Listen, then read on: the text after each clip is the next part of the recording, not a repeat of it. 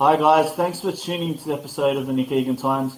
We have an awesome guest. We have Milton Campis. Milton is a 47-year-old heart attack survivor. Milton is a purple belt in Jiu Jitsu, a marketing executive for over 13 years, and Michael has his own Jiu Jitsu based podcast called Jiu Jitsu Dummies Podcast. Welcome Milton, and thanks for coming on the podcast. Thank you for having me, Nick. Appreciate it. My pleasure. How's it all going over there? Good. Again, I was apologizing to you when I came on. We just down to the second. It was like 3:59. We were set for 4. We just finished our podcast with a really cool police officer who trains jiu-jitsu and does like police videos online. So called Jiu Jitsu 5-0. I don't know if you know Hawaii 5-0, right? You've heard of that. Yeah. Jiu Jitsu 5-0 on Instagram. So we were just finishing up the interview. It was going.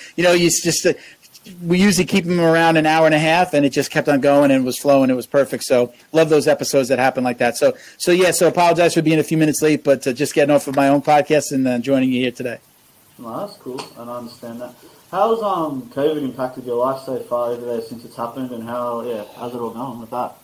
So, I'll give you personally and professionally. Actually, personally, professionally, and then as it relates to jiu-jitsu, if that's all right. Yeah. So, personally, it's been a rough year. Been quarantining basically since March. At my job, my 9 to 5 that I have, we went into quarantine, and business got better for us. We're a marketing company, so some of our clients, our industries, especially as it relates to home services, they took off. They got busy. People were home. I want to fix that leaky roof. I want to. My HVAC, my AC unit went. It's on more during the day. My dishwasher went. Those are our service clients or service-based business clients. Their businesses took off. So our business took off. They want to do more. They give us referrals. So here we are, a company of close to 100 people, all working from home. We're thinking that it's going to be like the death of the company. And we go and have record months in sales. We go and have we're adding employees around the country. We've almost always had people here. Very rarely does anybody work for the company that's outside of actually coming into the building. We now have employees all over the country, and we're all still working from home.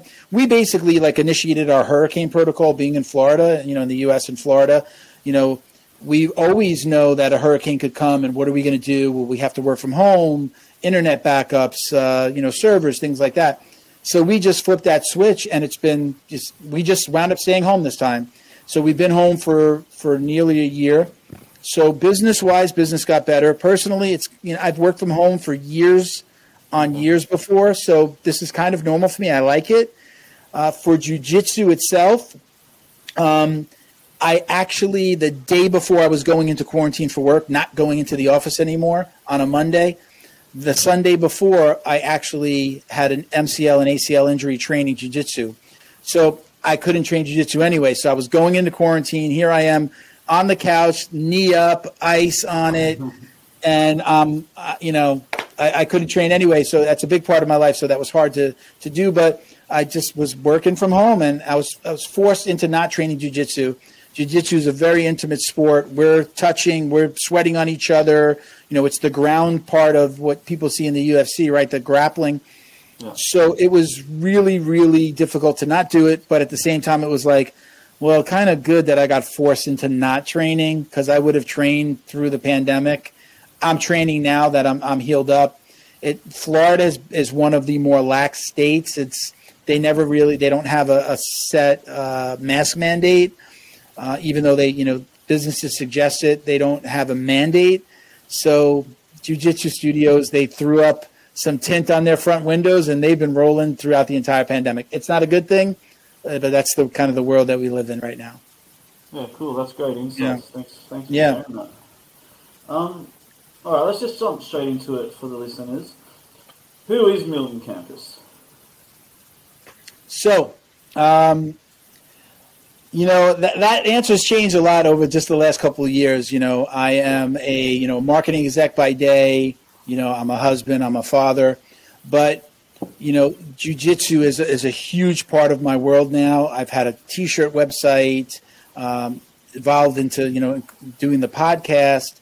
And, I've trained as much as, 5-6 times a week for a good part of these 7 years that I've been training, going on 7 years. June will be 7 years. So I'm a lot of things, but, what I love, what I'm becoming, besides just recently getting married, from outside of the personal. Yeah, thank you.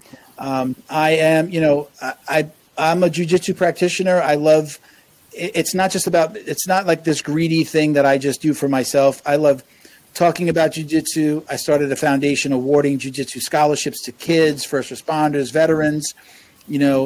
I whether it's on the podcast or to friends, family, coworkers, I preach the value of jiu-jitsu for their kids, for themselves, just, the stress relief. We just, again, had a police officer on. My dad was a cop, talking about the benefits of jiu-jitsu for police officers. And, this is a non-striking discipline, so it's about getting control.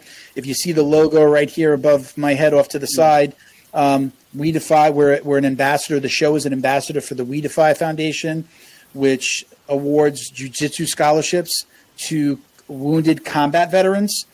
One of the founders actually is a triple amputee, only has one arm, and trains jiu-jitsu. So, besides, my personal stuff, I kind of say I'm an ambassador for jiu-jitsu. I love talking about it. I love doing it. I love awarding our own scholarships. I love, being part of a foundation or a nonprofit like We Defy, who is, awarding scholarships as well. So if I had to say at the end of the day right now, I love that I've become this ambassador for jiu-jitsu. It's amazing. And yeah, your passion for it just shines through. Yeah, thank you. About it. That's awesome. Yeah. All right, let's take it back. Tell me about growing up and how your life was growing up and where you grew up. I live in Florida now. This is going on about 25, 26 years. I grew up in New York on Long Island. When I say New York, a lot of people, they think the city right away, New York City. Well, there's a whole state around the city. So I grew up on Long Island. It starts to come out when I say it, things like coffee, water, Long Island, it comes out. Look, I was just, son of a cop, and thought that's what I was going to do. In New York, especially on Long Island, little boys want to be firemen or cops. That's usually what you become. There's so many of the police officers in New York City that, they don't want to be in the city once they see kind of the darker side of the city and they move to kind of the more rural areas. I was about an hour outside of the city in an area called Medford, Patchogue Medford area is what it's named. And I literally had for when people hear New York, they kind of think this part is funny. I had deer running through my backyard as a kid. I used to set rabbit traps with my dad. It was very rural. That's how rural it was and how different it is from the city life. But again, just grew up as a normal kid. Parents are still together. Grew up with a sister that I hated. We used to fight all the time. Just a normal kid. Once I got a little older, I did want to become a cop. Took the test in the NYPD test, and actually wound up. I was doing it at that age. Growing up, I wanted to be a cop. At that age, I wasn't ready for it. I was too immature. So kind of walked away from the opportunity and got into sales. I was a stockbroker in New York. I sold life insurance. And I moved to Florida as a broker, raising money for a company, and then just never left. For me, I found the jiu-jitsu side of my life very late in life. I didn't start training jiu-jitsu till I was right before my 41st birthday. But, it's hard to say who I was back then. But now, again, I go back into what I said before, I've become this ambassador for jiu-jitsu. So wouldn't be here if it wasn't for all those things that happened. But just really kind of didn't lead an exciting, it wasn't like anything really stuck out as was going to mold me into the person I am. I love that my father was a cop. That was a big part of our life. A friend, next door neighbor was a cop. He actually brought my dad out to Long Island and said, I'm building a house here. My dad built a house right next door. We had the biggest concentration of police officers in our whole neighborhood, like in and around our block. So just grew up with, in that culture. So always thought that's what I was going to do. And then I, kind of went the sales route. Always wanted to own my own business as well. So kind of went that sales route. That's amazing. Terrific. All right. Tell me about a story. You're obviously a heart attack survivor a couple of years ago. Yeah. That's obviously crazy and intense. Talk to me about that story, man. You're happy to. Yeah, it comes right back to jiu-jitsu though as well. So I was training jiu-jitsu on a Friday night after work. This is before the pandemic. This June will be 3 years. Wow. So I went to train and like normal, like I would always do. Left and went to go have some acai at a little Brazilian restaurant right around the corner from our gym with some friends, some of my training partners. And I just felt like some pressure. If you've ever lifted weights, it kind of felt like that feeling you get a day or two after you do some good chest exercises, like some pain there. And for jiu-jitsu, it was like somebody was sitting on me, like we're in positions where people are putting all their weight on us. I felt that, but I really didn't think much of it. Honestly, I just thought I had to go to the bathroom, as funny as that might sound. Yeah. And I figured, okay, maybe I'm going to feel better, a little indigestion. Come home, I talk to my wife, I feel a little weird. My arm bothered me. I felt some pain in my right arm, which is usually they say, your left arm, you're having a heart attack. Well, it wasn't that, and that's an old wives' tale. That's not true. So I was actually having pain from my right arm up to my chest, nothing on my left. So I didn't think it was my heart because I had heard that all my life. So took a shower, went to bed, felt fine, woke up in the morning, went to train. We do what's called an open mat on Saturdays where it's just, you have other people come in from other gyms and you're training with other people. And just went to a normal training session and came home, same thing. But this time I had pain from elbow to elbow. I could feel it down my arms. Now it was like a little bit more worried. My wife and I were, she does some kickboxing. I was doing jiu-jitsu. We usually cross paths on a Saturday morning and maybe we'll go out and do errands together or do them separately. I took a shower. I was getting ready to leave for my errands. I hear the front door open. I tell her, hey, listen, I'm having the same feeling. Come upstairs. So we kind of just sat on the bed. So let's see if this passes. And in that time, she convinced me to go to the hospital. So she drove me to the hospital and didn't really think of it. Again, thought it was like indigestion. Wasn't sure what it was, but the last thing on my list was that I was having a heart attack. They hooked me up to the EKG. Guy comes back they do the EKG. They get the printout. One guy leaves the room, comes back with a doctor. They leave the room. They come back with some more nurses. And they don't say the word heart attack, but they wind up telling, they're like, yeah, there's an anomaly here in the EKG. We're going to send you over to the hospital. And, this is obviously heart related. Put me in an ambulance. I go over and they just rush me to a hospital in Fort Lauderdale, about 20 minutes away. And I go right into the cardiac unit. This was I was having what they call a non-STEMI heart attack. And they put me right onto a table where they do a catheterization. I think I'm saying it right. They put a cath through a vein in your leg. They go into the heart. And I wound up getting 3 stents that first day. So they basically put little bags in, clear the plaque. I had blockages. I was 80% blocked on my main artery, which is what they call the widowmaker, if you've heard that term. That's the one that kills most people because that one gets blocked. And so I was 80% blocked. So they basically clear that blockage by inflating some little balloons. And once they clear that blockage, they put in stents because now those arteries could collapse because they've had the plaque holding them open. This is I'm not a doctor, so the way I understand it, right? So they put these stents in, and these mesh stents hold the arteries open. So I have 2 stents on my main artery, 2 stents in other parts around my heart. 3 the first day, had to go back in and do that again. The next day, they put a 4th one in. So now I have some extra parts in there after I left. So I have 4 mesh stents in my heart. And, I just actually recently, now over 2 years later, just gone off of most of my heart meds. They put you on a lot of medications so that your body doesn't reject the stents. And then they really want to keep your blood very, very thin with baby aspirins and different types of prescription blood thinners. So now I've gone off of all that. Now I just take Lipitor and a baby aspirin every day. So not so bad, but I had 3 other pretty heavy medications that kind of did a job on my cardio and dizziness. If I stood up quickly, that happens to a lot of people. You stand up and you get dizzy. Well, that happened to be I'd have to literally like get up slow, put my hand on the desk. Okay, I'm not going to be okay, and then go about my, go walk to wherever I was going to walk. So yeah, that's my heart attack story. And it's again going on 3 years later. Went back to training. Of course, comes back to jiu-jitsu. Went back to training less than 4 weeks later, probably a little early. But they said as long as I wasn't taking any kicks to my heart, to my chest region, which we don't strike in jiu-jitsu, and I wasn't doing any kickboxing at the time. They were like, you're okay. You should be okay. You should wait as long as possible till you feel good. But again, about 3.5 weeks in, I was back to training jiu-jitsu. So definitely noticed a lot of cardio differences since I've been back, but always something I'm trying to battle with. But now that I'm off the meds, it's been getting better. Yeah, I'm obviously clearly happy that you survived. And Thank you.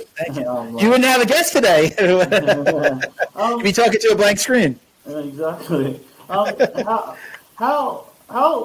that really interests me, obviously, because it's you don't obviously see that very often. How was your mental state after it? And obviously that's really confronting in a serious side note to this. How was your mental state after it? Because that's really confronting. I am kind of like a comedian by nature. I'm absolutely a glass half full person. Haven't always been like that. Just, some events in my life, little things that happened as an adult. It's like, it's got to start looking at the brighter side of things. And actually got into a car accident in going on a little over 10 years. And I said, you know what? I was always woe is me, the world, business didn't work out or had to leave a job. So definitely, was a little bit more of a negative person. And then actually a friend gave me the video for the book, The Secret. There was like a 1 hour video. So it kind of changed my outlook on stuff. It just became a more positive person immediately. I was like, wow, I'm that guy that they're talking about. Like, you really do get back what you put out. So, me with my negative statements and like, oh, this sucks. My life is horrible. I got into this car accident. It wound up just, friends would call and be like, hey, how you doing? It's kind of, like, hey, I'm doing good. How are you? Oh, they'd ask me that question and I'd tell them my whole life story about how things, how everything was going so bad. I stopped that immediately. Wound up not reading the book for like 2 years, but I highly recommend that book. There are certain things in there that people wouldn't believe, but at the end of the day, it's about being positive and you're going to get back what you put out. If you're positive, you're going to attract positive people. If you're a negative person, you're going to just kind of float over or attract other negative people. So it's really putting out there what you want to get back and just being, it's kind of like the vision board thing. Like if you could see it, you can achieve it, believe it, put it out there in front of you. So became that person. So my life really kind of turned around from there. And I'm sorry, I kind of went into the secret part. I'm not sure if I'm answering your question, but it definitely became a more positive person, and that's just carried over. So you were asking me about the heart attack. So that made me a more positive person, but just by nature. I've always been a jokester. My dad was a jokester. My family, we were always picking on each other, making fun of each other. So I was joking with the guys in the ambulance on the way to the hospital. When my family came in, I kind of I guess it's my way of making other people feel comfortable. I was joking. It wasn't the falling on the floor or you're writhing in pain. That wasn't the heart attack that I had, which certainly people can have. I was conscious. I was fine. For whatever reason, the type of heart attack that I was having, it was because of these blockages. But I had friends visit me. Everybody was like, you don't look like you had a heart attack. I would get that a lot. My wife would be like, was this really a heart attack? Is this a heart attack? You just blocked? Was it? I want to be, if I'm not always, I always want to be a happy person. And I use humor to make myself feel better about things and make other people feel comfortable. So I was never really down in the dumps after this happened. Again, sorry to bring it right back to jiu-jitsu, but it made me miss jiu-jitsu because it was the one thing that I couldn't do, but, got back to it pretty quickly. And life, other than me having to be careful about what I eat, a little more conscious of what I put in my body, I really tried to get back to normal as quickly as possible. And the only things that it really changed long-term for me was, until recently, the medicines that I was taking, again, would make me dizzy and lose breath real quick. So that's it's only been a couple of weeks that I've been off the meds, but I see that that's gone. I can exercise a little bit more, do cardio, and not feel the same way. It was just like, wow, I'm out of breath after just, a couple of minutes. And I'm a big guy by nature, so that does happen with bigger guys. I'm 235. I'm about 5'11". I'm carrying a lot of weight, but it was worse with the medication. So now that that's gone, I'm really able to get back on a better path, physically, and that helps with the mental as well. So. Yeah, that's great insights. Thanks for sharing the story and obviously all that. What inspires you daily? I definitely I'm a teacher by nature. I love to teach. So a big part of my job up until the pandemic was I managed a group of digital marketing specialists. So they'd have to listen to me on the phone, or I would be able to teach them about our products. I'm that way with jiu-jitsu. I love teaching the new guys. I love just training and imparting knowledge. So that's a huge part of what makes me happy. I think that's so. Again, it doesn't matter what it is. I think it's why our show has been so successful. We're probably one of the most downloaded jiu-jitsu podcasts that very specifically doesn't have a famous person attached to it. We're just a bunch of guys who train jiu-jitsu.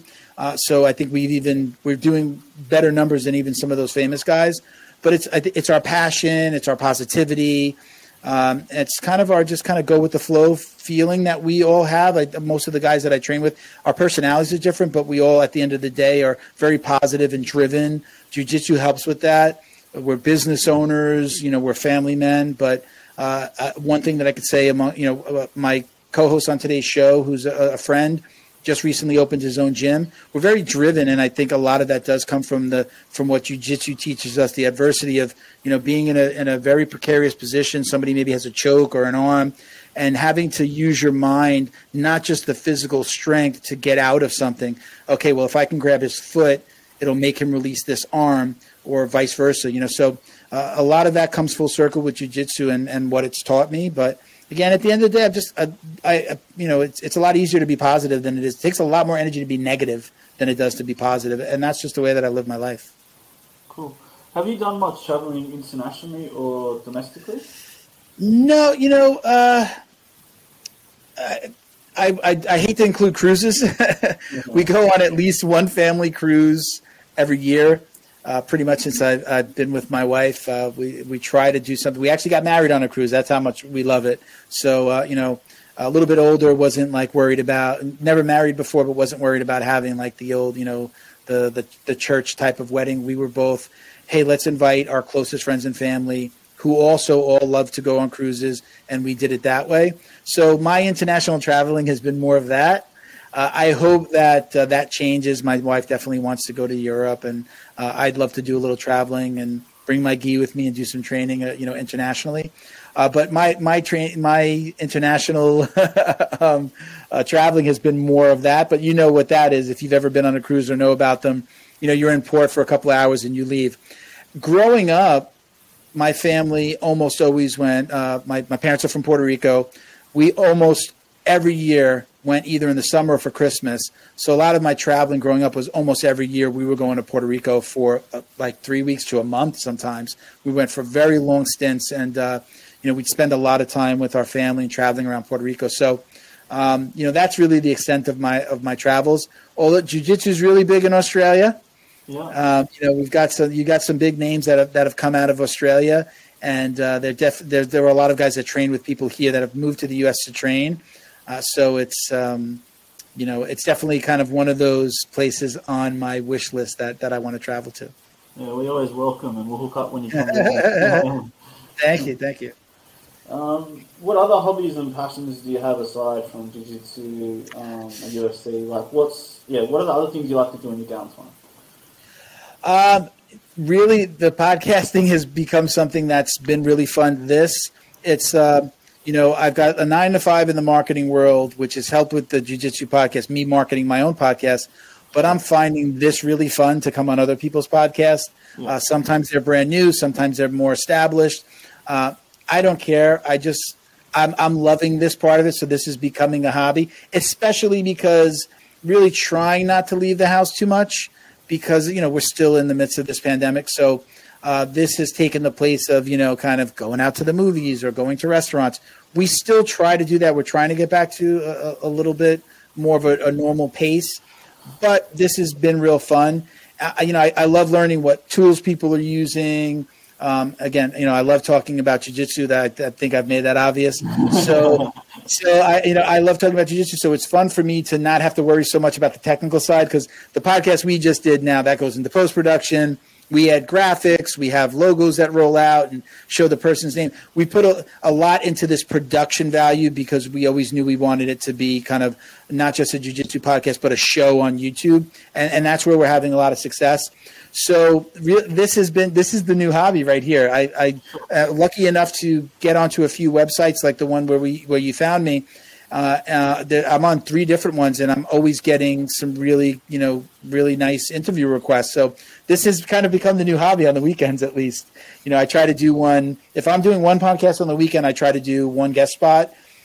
Like in 2 weeks, I'll do 2 podcasts on a weekend. I can't do a third guest spot. So I'll be doing 2 of my own. That will go about 4 hours. So, I guess podcasting is the new hobby. I've been doing this for going on 2 years. May is 2 years. We do 2 a month. We don't do a whole bunch, but we certainly put out podcasts, put out a lot of clips, do a lot of promotion, put a little bit more time between each podcast. That's the route that we've taken, mainly because everyone that's involved has a regular job. If we could do it more, we would do it more. Sure, and I'm very similar. Obviously, it's a hobby and passion of mine too, so I can definitely relate to that. How long have you been doing it now? Probably a month, 5 weeks. Okay, all right. Have you had any luck with getting invited onto other podcasts? Have you done any others? Yeah, I've been literally non-stop daily, plus a full-time job doing this. It's just been intense. Go. It hasn't stopped. That's awesome. Yeah, if I had more time, and look, I'm doing this in my home. I'm in a space in our home that's kind of in the middle of our townhouse. We're in a townhouse because we're waiting for our house to be built. Hopefully, I'll be able to have a podcast studio in the house. There's enough space for it. So I'm kind of in the middle room where you have to go through this room to get out of the bedrooms and go into the kitchen and the living room. So I'm tying up this space for my family, which they've been great about. My wife and my daughter have been great. But if I could lock myself away a little bit more, I'd maybe do 1 or 2 more during the week. But I kind of have to set up here and take up the space and ask them not to go on the internet so I have a better connection and be a little quiet because of the sound. But I have a ball doing this. I love it, and I guess between the podcast that I've been on both sides of the microphone, or the interviewer and the interviewee. I'm having a lot of fun with it. So I definitely I call it the websites that you found me on and the other ones that I'm on. I call it Tinder for podcasters. That's essentially what it is. You're just nuts, man. Yeah. I was out there doing. Do you do a lot of requesting yourself? Do you go hey, I'd like to come on, or is it more people are finding your profile? Which way are you working it? Initially, it was just obviously getting people on, for example, yourself. Now it's a bit of both. But I'm just out there, just reaching out, just getting guests because it's just something I want to do. I love interviewing people. I love hearing people's stories, people interested in their lives. So I just love it. It's a passion. That's all you need. That is absolutely all you need. I went a different route because my podcasting partner was really a graphic designer, very into production. He had done his own racing, a 1 hour movie that he produced himself, did the whole voiceover, shot it. It's amazing. And he wouldn't let me do it the kind of old school way of, okay, we have a 3-camera setup. We really went big with it, right away, where you could just do it with the computer, be very successful and way bigger than what we're doing. But we went a route where we kind of just went a little bit of a different way than most people do. Again, we've wanted to create a show, a little less of a podcast and more of a show. We're going to be in a new space, hopefully, where we'll actually be able to record some, have a guest come in and actually record some jiu-jitsu techniques. So again, that's where the show, our dream, COVID messed that up for us, but we also kind of want to do that. So again, just having it's a lot of fun. I love the requests when they come in. I almost always say yes. I love just doing it, and it's great practice for both sides of the microphone or the interview process. So, But yeah, I mean, good luck to you. Continued success on getting those interviews. But I mean, and it's great content to post. As from my marketing mind kicks in, and each one of those podcasts is something great to promote the show and to put on our channel and to repost on social media too. So just having a lot of fun with it. 100%. Couldn't agree more with you. Yeah. All right, cool. What does the future look like for Milton? Well, move over, Joe Rogan. Here comes Milton Campis and the Jiu Jitsu Dummies. I didn't. This was not a dream of mine. I have to say that. This was I've told this story before to my audience. I would leave jiu-jitsu practice or training, and every once in a while, every couple of weeks, me and a couple of guys would go grab some pizza, have a couple of beers. And it always came around. We're jiu-jitsu, partners. So we'd talk about jiu-jitsu, but we'd give like the war stories and the little gossip that we would hear from, old coaches and things that happened. There was one coach there was a gym that the owner was cheating on his student who's also in the UFC. He was cheating with the UFC fighter's wife. Like just these crazy stories. That's a very public story if anybody wants to look it up. He went to the gym with a gun. Like I have one of my podcast partners, one of my co-hosts, trained at that gym. I'm not going to give the guy's name, but trained at that gym. And we would hear those stories and I would just say, you know what? I wish that somebody told me kind of the behind the scenes stuff about the jiu-jitsu world when I was a white belt, when I first started. And I would just walk away from those. And again, it's like, man, that was a great conversation. That was fun. And then I started to that was a podcast right there. I wish I could really share that. It was never a dream of becoming a podcaster. I listened to a little bit of Rogan, didn't really have like the, podcasts on my playlist of podcasts. I wasn't that guy. And then, I told my wife about it. I said, I'm thinking about doing this. I got this name. I think I'm going to call it Jiu Jitsu Idiots. And she was like, oh, you should come to my office. There's a podcast that you could shoot in our conference room. And she was just on board from the beginning. And now so I was like, I mean, if she's on board, I could do this. Sure. Jiu Jitsu Idiots was a little too strong. So we went with Jiu Jitsu Dummies, the playoff of crash test dummy.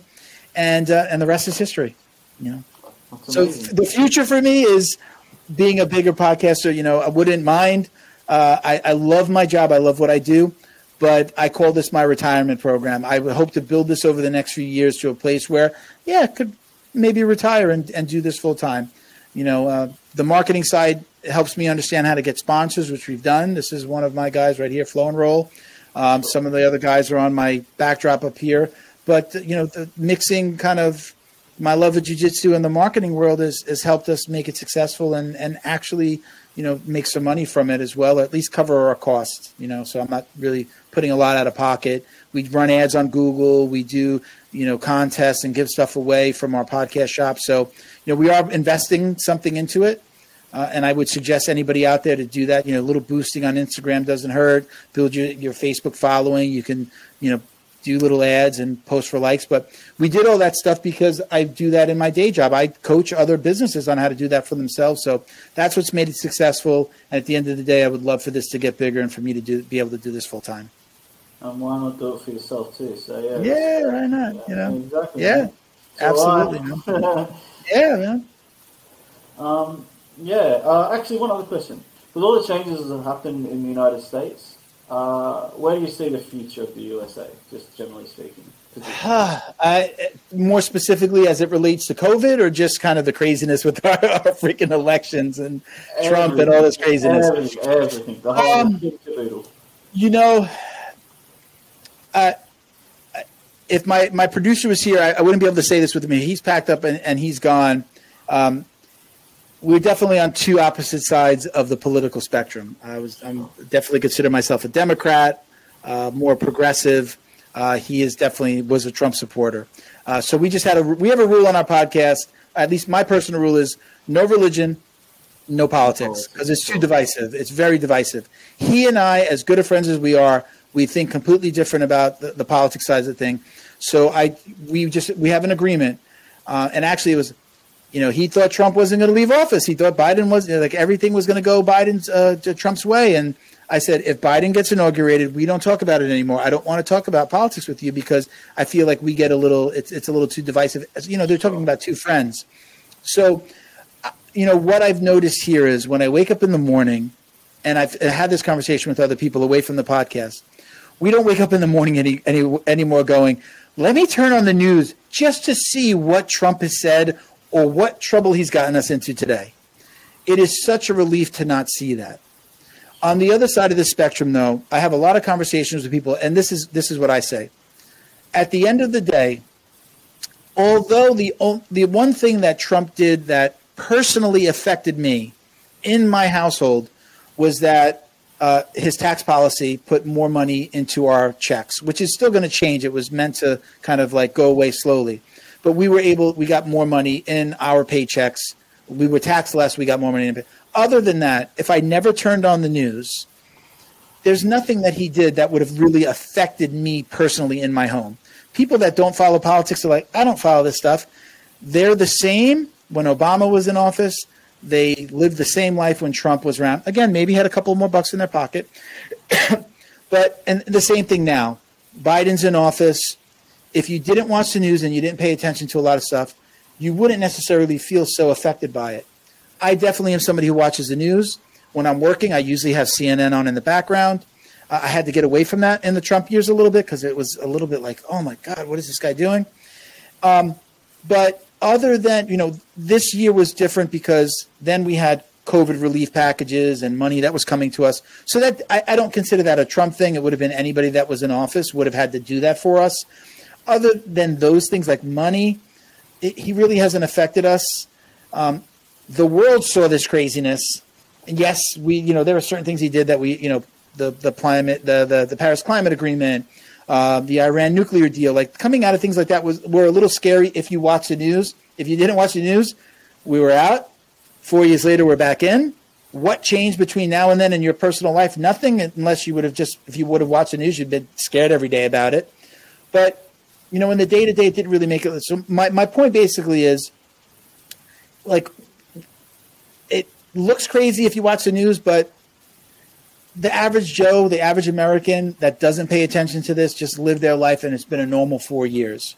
So, yes, it got a little nutty. It's been a lot more quiet in just the last few weeks. You don't wake up to craziness. I'm glad he's off of Twitter. I mean, these are my personal opinions. I don't know what your political leanings are, but, it's just nice for my phone not to give me an alert, that says some crazy thing that he tweeted and we're doing this, or we're putting forces here, or not putting, or pulling troops out.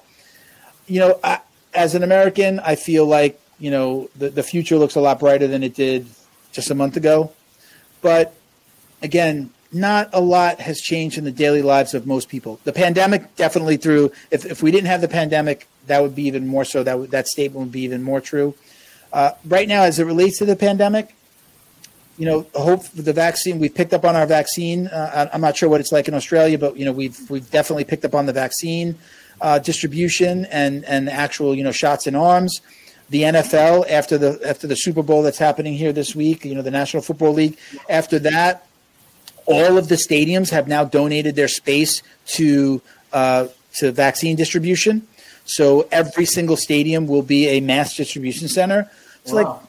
Those are positive things. Those are the things that you like to hear. Yeah. People helping people, American or now or otherwise, people helping people, companies helping people. We're back to that, which I felt like we had in the Obama years, which we just haven't had in the last 4 years. So, that's my take. Any further than that, do I have a crystal ball? No, but it feels a lot. It's a lot easier to wake up in the morning to go about your day if you don't watch the news and go, well, I really got to tune in and see if something crazy happened. Kind of felt that way before. Like I really need to be in the know. And I had to check the news, whether I liked it or not, just to see what was happening. Was there something out there that was going to affect me or that I was just going to flip out about? We're very happy. I think most people are very happy that that's gone away.